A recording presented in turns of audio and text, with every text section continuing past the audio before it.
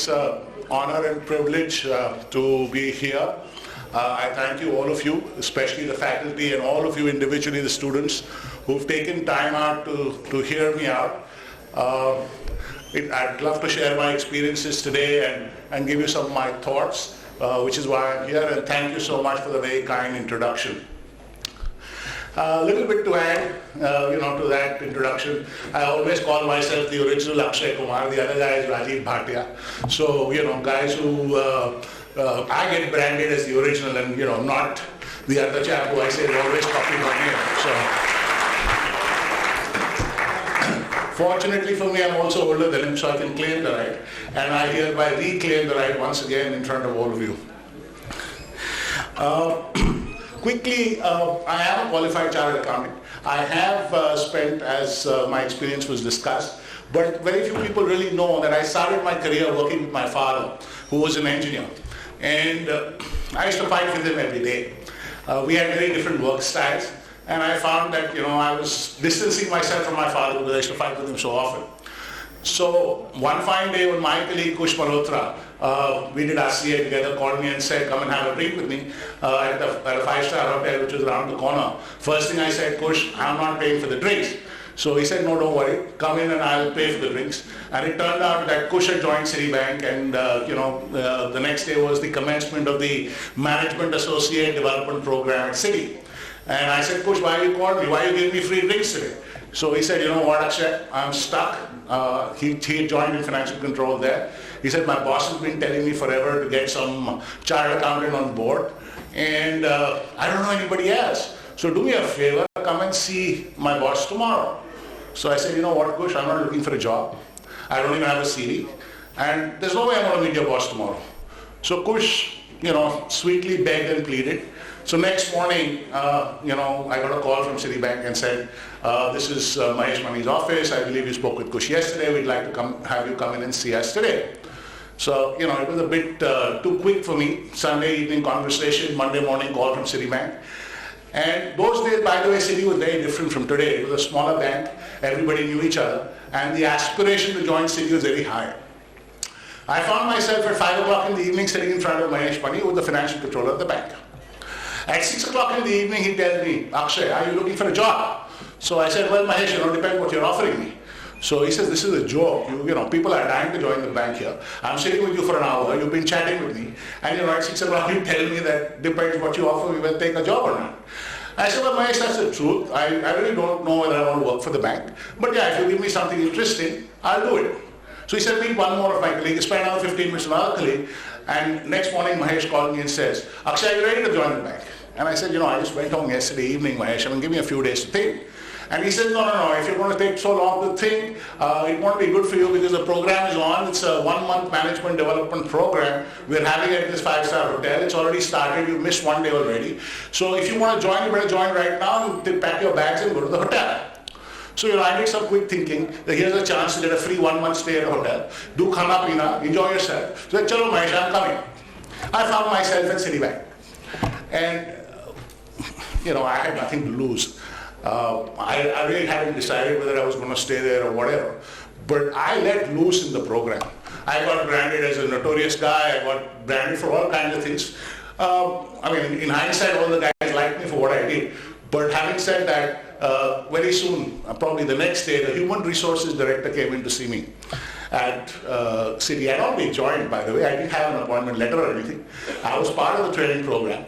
And Joe Mascarenes, who was the then HRD head, came in the morning and said, you come here, I need to see you. So I said, okay.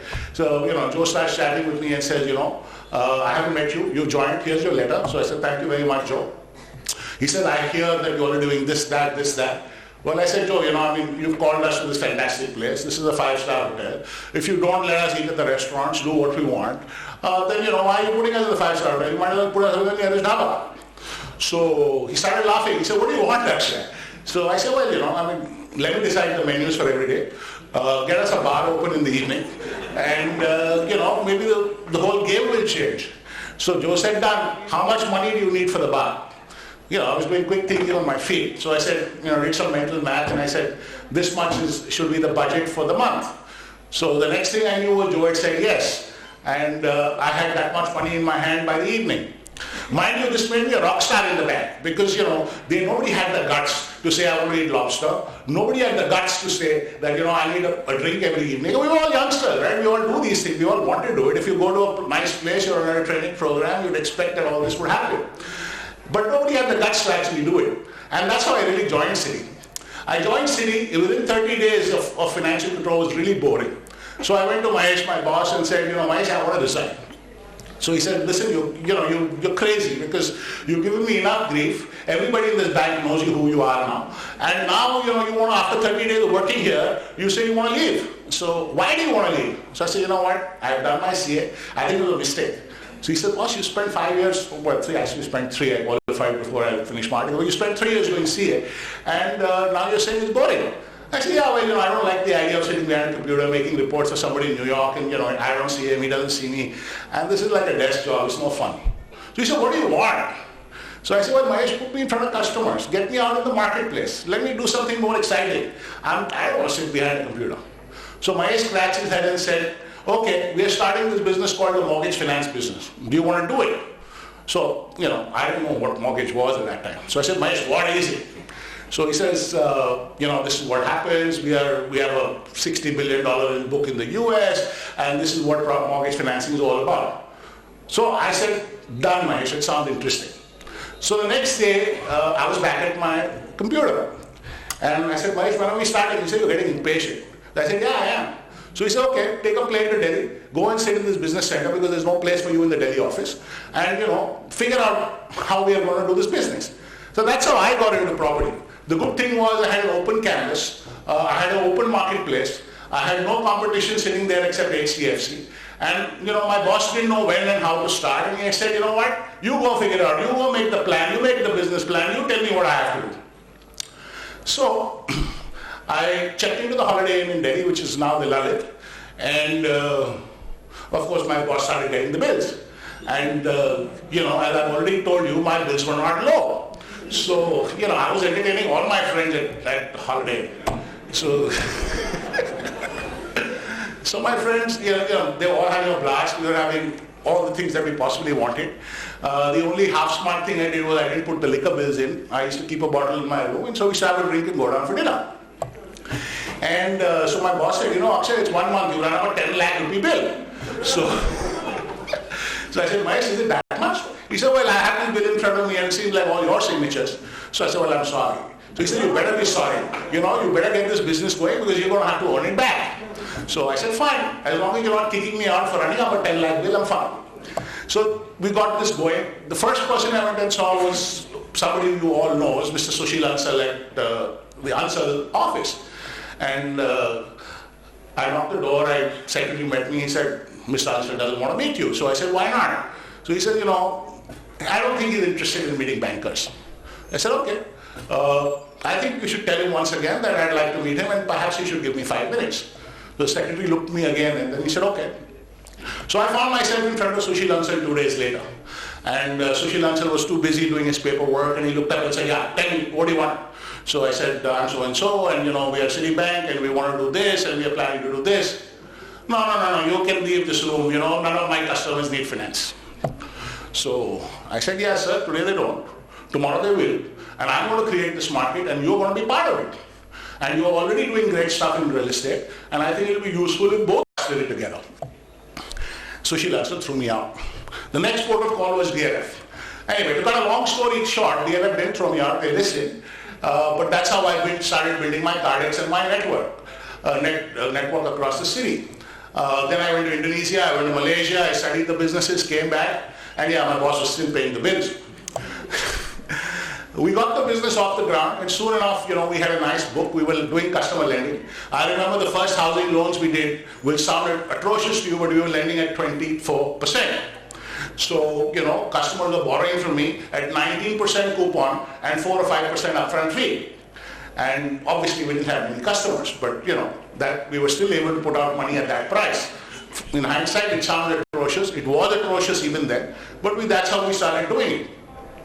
Soon enough, we had a large book, and then, it was time for my promotions and blah, blah. And every time Mahesh said, Akshay, now you need to move out of the mortgage business. And I said, why? He said, well, we sell cars, we do cards, we do housing, but you can't build your career only staying in housing. By the time I had spent enough time in the real estate market to realize that I was sitting on the opportunity of a lifetime. Here was a guy, one of the first few professionals. Market was completely unprofessional, and I thought after walking around that this industry is going to be what nobody has ever imagined that it can. So I told Mahesh, I said, Mahesh, I think time has really come for me to leave now. So he said, now what happened? So I said, Mahesh, I'm not going to go and sell credit cards. I don't want to sell cars. After spending so much time in this industry, I think it would be a sheer waste to throw away that experience. So he said, think about it, come back after a month. After the month, I gave him the same answer. That's how I quit the bank. Sat around for a while, and one fine day I got a call. By the way, one thing I forgot to tell you was that besides the developers, also we developed very strong relations with the HDFC at that time. HDFC was the only mortgage lender, and they facilitated our entry into the mortgage business. And also I had the luxury of sitting with some of the stalwarts like Renu Karnad, who's today probably the MD or one of the board members of HDFC. We got a chance to learn from her. And that was quite an amazing experience. She had all the database, she knew how customers behave, she knew how you could lend to them, and what have you. One fine day I got a call from an expat. He says, my name is Jonathan Pettit. So I said, yes, Mr. Pettit, what can I do for you? He says, somebody's recommended your name. I need you to come in and see me. So I said, what's this about? So he says, well, I'm the managing director for Asia for a company called Colliers Jardine. So I said, yeah, that's great. So he says, why don't you just come in and see me? So I found myself sitting in front of Jonathan, sat with him for an hour. And he said, we have this business called Colliers in India, and would you like to run it? So I said, I've never run a business before except the mortgage business, and now you're giving me a chance. He said, yeah, I want you to be country head. I want you to run this business. You've been recommended to me as the right guy to do it. I've talked to you. I think maybe you can. And I'm making you the offer. So I said, well, what are the numbers? So he said, well, I'll send that to you tomorrow by fax. I went home. Next morning, the fax machine in my house started chatting. And I had this 16-page offer letter, 15 and a half of which was legal language. And basically said that, I couldn't leave, I couldn't do this, I couldn't do that. And, if I had to quit, I had to give them 1-2 years notice. I said, shit, I'm stuck if I ever join these guys. Anyway, didn't have anything else in my hand at that time, so I thought it's a good idea to take it. So I took it. My first board meeting, and I had Deepak Sarpalekar, who was then the MD of HDFC, on my board. The board said, Akshay, we're giving you a lemon. So I said, yeah, I know it. So they said, we haven't got the accounts together. The previous management has done so many things that should never happen. We need you to go in, we need you to clean the business up, and we need you to tell us in 6 months whether we should shut this business or actually run it. I said, fine, so you're giving me a 6-month job. So they said, no, you decide after 6 months whether you have a job or not. I said, wow, that's interesting. I will decide after 6 months whether I have a job or not. So anyway, to cut a long story short again, 6 months we did, we cleaned up the books. There were no books. I had a new financial controller, I had to rebuild the team, I had to fire 90% of my old team. We sorted a lot of mess out. A lot of my colleagues got fired, some of them still hate me for it, but I had to actually do it. By the time we put the books together, we had a negative net worth of 500%. And then at my board meeting, I was presenting to these guys and saying, you know what, we got no cash in the bank. We haven't paid salaries to anybody, including me. I haven't got paid for the last 3 months. And how do we run this business? They said, you tell us, is there an opportunity? Would you like to run it? Do you think there is a scope for us to build this business?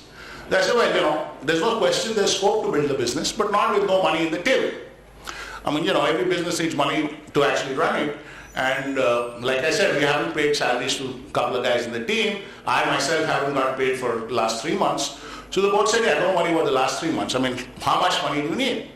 So I said, well, I put all that together and I said, this is the money I need. They said, done. You will get the money, but you're going to get an overdraft line. You're going to have to pay interest on it. You're going to have to service all of it. And it's not free money. So, you better make sure that you're running the business correct. Because after 6 months, if it's not starting to look better, we'll shut it. 10 years later, the business was running fine. I helped HDFC and ILFS exit the business. They made money on their investment. And finally, I quit Colliers because after 10 years of running it, I found I wasn't learning anything new. I had recruited about 1,500 people into the industry. I had done all kinds of deals all over the place. I had set up, businesses. I had put up new offices. I had hired people. I had trained people. I had done all kinds of stuff. And I was getting bored. So my boss said, "Why do you want to leave?" I said, "Well, I want to buy a shareholding in the business. Otherwise, I don't think I want to work here anymore. So I know HDFC IFS want to exit, so let me buy their shareholding."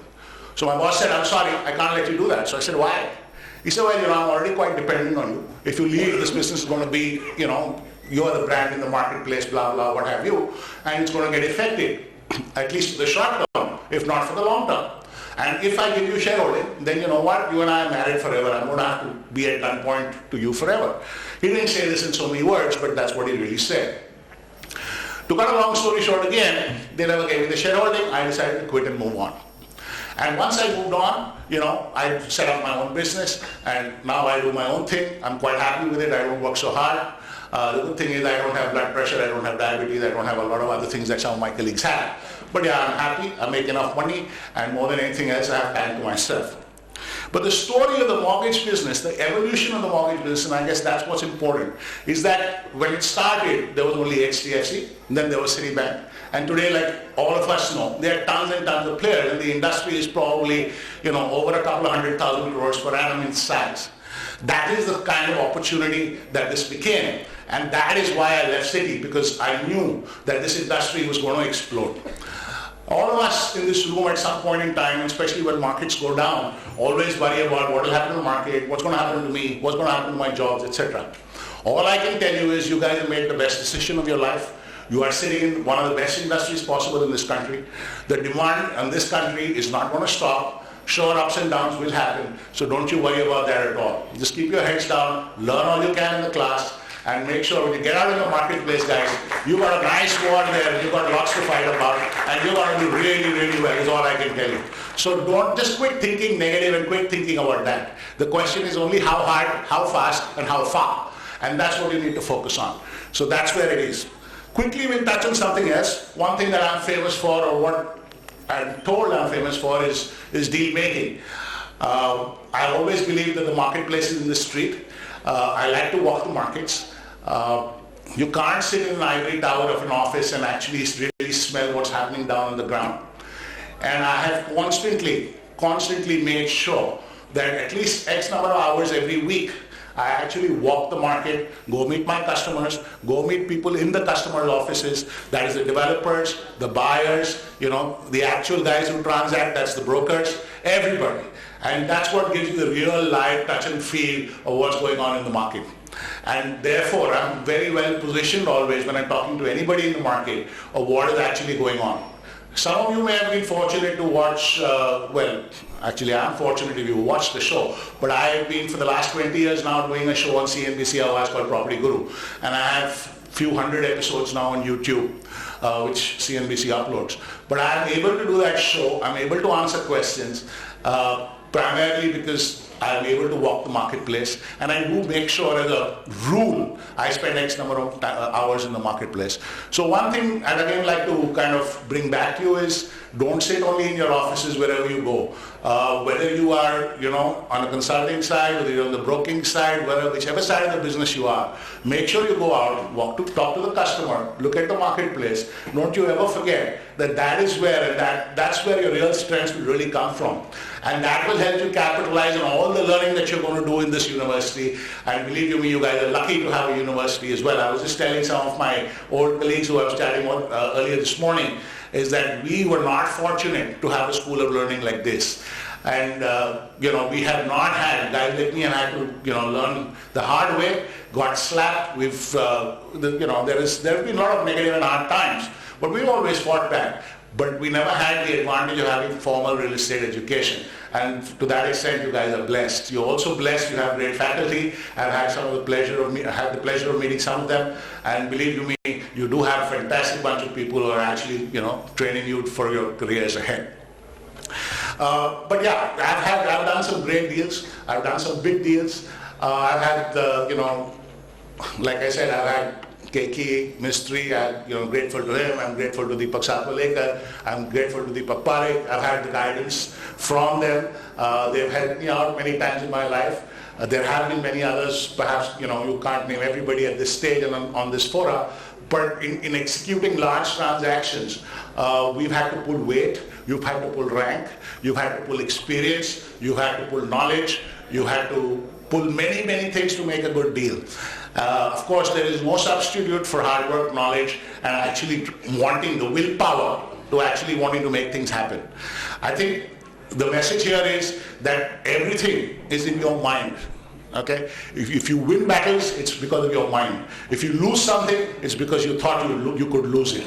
If you decide that whatever happens, I'm going to make it happen, believe me, you'll never fail. You'll never fail. You'll never know what failure is all about. And I think that is what you should focus on. Make sure that you have a never say die attitude. Make sure you have the will to win. And make sure you want to win all the time.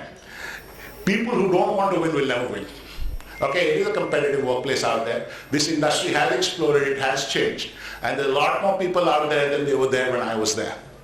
Having said that, I think one of the things that helped me come to where I am is the desire and the will to win. And if you don't have that, it's the extra edge which actually helps you win. So you've got to cultivate that, you've got to consciously build on it, you've got to want to win. If you will not want to win, you will not win. So please keep that in mind. Luck, all the other things, God, blessings, prayer, very important, but first, you got to want to win. You got to want to win. If you don't want to win, you won't win. And I think that's the biggest, one of the biggest takeaways I have from making deals. Of course, like we say, and that's the other thing I'm told a lot of people worry about, and a lot of guys who I hired also used to worry about, is being called broker. I've never had any hesitation in being, or any unhappiness in being called a broker. If people tell me, Akshay, you're a real estate broker, I said, yeah, with pride I'm a real estate broker. I'm probably one of the best in the country. And you want to compete with me, let's go out and fight on a deal. So you know what? Take pride in what you do. It doesn't matter what you do. Broker, by the way, the connotation has changed completely, okay? I mean, from when we started, broker used to be a really strange. It's not such a bad word anymore. And really, it's your own mind. And I'm repeating that, battles are in the mind. It's your own mind which actually helps you decide whether you're proud to be a broker or you're unhappy to be a broker. And by the way, the brokers do make the most money too, especially the successful ones. Some of the guys I've known, whether they are small brokers or whether they are part of the multinational companies, broking fees, all of us know, can be big, and brokerage commissions can be huge. So guys who want to make big money will end up doing deals and doing the brokerage side of it. And believe me, you can be a proud, successful, happy, and powerful broker at that. You can pull your weight in the industry, and a lot of my clients call me because, I'm actually unwinding a deal. I started a deal, when I was quitting Colliers. I was putting it together when I left. The deal actually got signed after I left. And 9 years later, okay, I haven't touched or felt the deal for 9 years, but I got a call from the landlord saying, you know what, Akshay, you helped me sign the deal. I've been happy, but for multiple reasons in 9 years, the deal hasn't moved forward. So I want you to come in and help me unwind the deal. So 9 years later, okay, and it's a big transaction. It's a couple of million square feet. It's not a small transaction. It is 2.2 million square feet of space. I got it signed between landlord and a developer, and I am now working on unwinding it. That is the power of deal making. That is the power of relationship. That is the power of networking. That is the power of your branding. That's the power of your equation. And when I called the developer and said, this is what the landlord wants me to do, he said, great, Akshay, pleasure to work with you again. Just go and get a mandate letter and, come back and let's talk. So there is no animosity on either side in the sense, obviously, there's been friction between the two people, which is why they want to unwind the deal. But what I'm trying to make to you is that even 9 years later, not having been part of a deal for 9 years, something that I initiated, I didn't really sign off and close, but I initiated, I put base ingredients in place for that deal to get signed. 9 years later, I'm getting called to actually unwind it by both sides. Both sides therefore have faith still that Akshay put it together, he can get us out of it. So, give me a good deal anytime, I'm happy to take it. I have no issue being called a broker, and I don't think anybody in the industry should be. great to be a broker if you ask me. What else? I think I've pretty much covered a couple of thoughts, that I wanted to kind of touch. I think one of the reasons that I've been told, a lot of these guys actually, I've also experienced it. A lot of my bachas, that I like to call them, guys who've been in my team, guys who work with me, we all came into the industry, put up with a lot of stuff, that negative branding that it had. And one of the biggest drivers that everybody who came into the industry for us, everybody wanted to make money. And clearly the industry has, for successful professionals, a fair bit of money to be made the right way. And I re-emphasize the right way.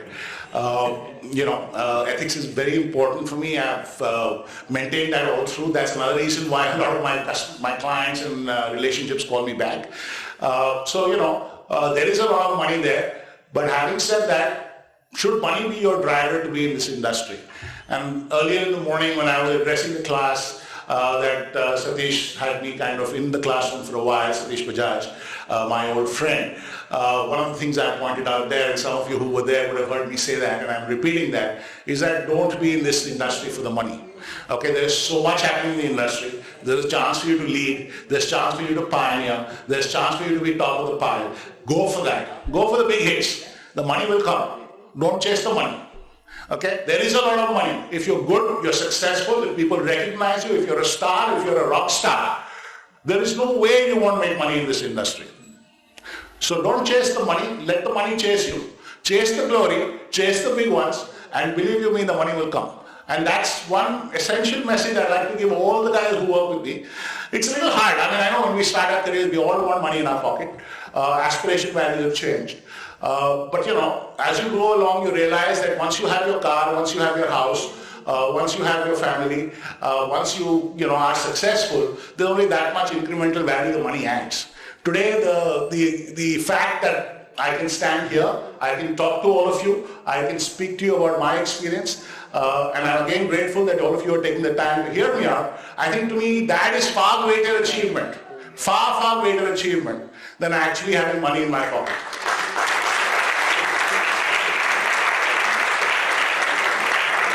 And again, let me emphasize, I probably don't have as much money in my pocket as my peers, but it doesn't bother me one bit. Because to me, I've already, in my mind, crossed that stage where money is able to incrementally get me anything that I don't have. And, whether you have 5 houses or whether you have 25 houses or whether you have a network of X or 10X or 100X, after a point, it doesn't matter. Yeah, the fact that you're a star, the fact that people recognize you, the fact that, when I'm on a plane, somebody says, can I talk to you for 10 minutes, Akshaya, I saw you on television yesterday. To me, that is far more warming to my heart than actually having a few extra bucks and being the guy in the corner. So, yes, you can make money. Yes, this is the place to actually do it. You can make a lot of money as a broker and also in a lot of the other faculties that this industry has to offer. But you know what? Chase the name, chase the fame, chase the glory, chase the rock star bit, chase the guy who wants to be on top of the pile. Try and be stars in your own right. This industry will continue to give you the opportunity. And believe you me, guys, you guys will be the real stars. You'll all be rich, you'll have enjoyed yourself, and you'll have had fun. And I think, having fun, and I have had a lot of fun. I worked late, I worked early. People used to tell me I work like a maniac. I worked till 1 o'clock in the morning. A lot of my kids used to get damn angry with me because they say, you know what, you don't want to go home at 8 o'clock, but I want to. And I'd say, go home, no problem. But they say, how can we go home if you're still working? I said, you know what, that's not how it works.